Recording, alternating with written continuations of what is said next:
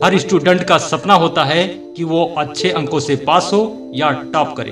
But problem ये आती है कि जो हम पढ़ते हैं वो एग्जाम के पहले तक तो याद रहता है, लेकिन एग्जाम के टाइम या तो भूल जाते हैं या टाइम के अंदर लिख नहीं पाते हैं। आज मैं आपको कुछ ऐसी बातें बताऊंगा जिससे आपको अपने नोट्स को या किसी भी थ्योरी को याद रखने में आसानी होगी। आप जो भी पढ़ोगे वो आपको बराबर याद रहेगा।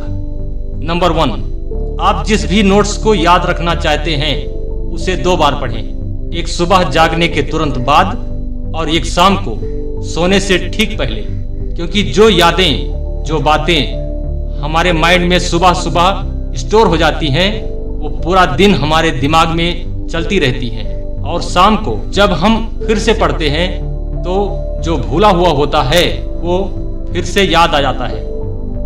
नंबर 2, जो भी पढ़ो समझ कर पढ़ो। कोई भी विषय रट कर पढ़ने से कोई फायदा नहीं है। यहाँ पढ़ा वहां लिख दिया, बात खत्म। ऐसा नहीं करना है। किसी भी कॉन्सेप्ट को, नोट्स को, थ्योरी को, फार्मूले को या कुछ भी जो आप याद रखना चाहते हैं उसे समझ कर पढ़िए, बराबर विजुलाइज करके पढ़िए। फिल्म की स्टोरी सबको याद रहती है। क्यों? क्योंकि फिल्मों में सीन टू सीन बातों को सेट कर दिया जाता है, इसलिए हमेशा समझ कर पढ़िए। हाँ, कुछ फार्मूले को याद रखने के लिए रटना जरूरी होता है, वो अलग बात है। अगर आप विजुलाइज करते हुए पढ़ेंगे तो सब कुछ याद रहेगा और हमेशा याद रहेगा। नंबर 3, समय की कीमत को समझो।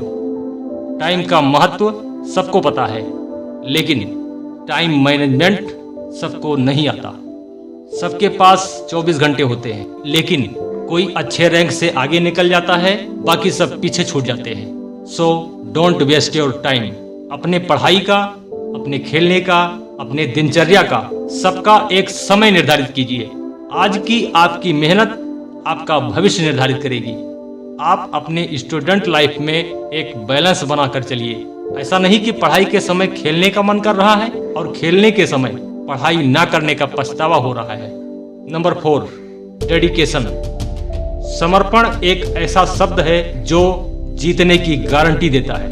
पढ़ाई ही नहीं, लाइफ के किसी भी मोड़ पर जीतता वही है जो अपने लक्ष्य के प्रति समर्पित होता है। Number 5, hard work with smart work. मेहनत जरूरी है, लेकिन फालतू की मेहनत किसी काम की नहीं। कम पढ़ो लेकिन समझ कर पढ़ो। आपको एग्जाम के डर से नहीं डरना है। आपका कंपटीशन किसी और से नहीं है, आपका कंपटीशन अपने आप से होना चाहिए।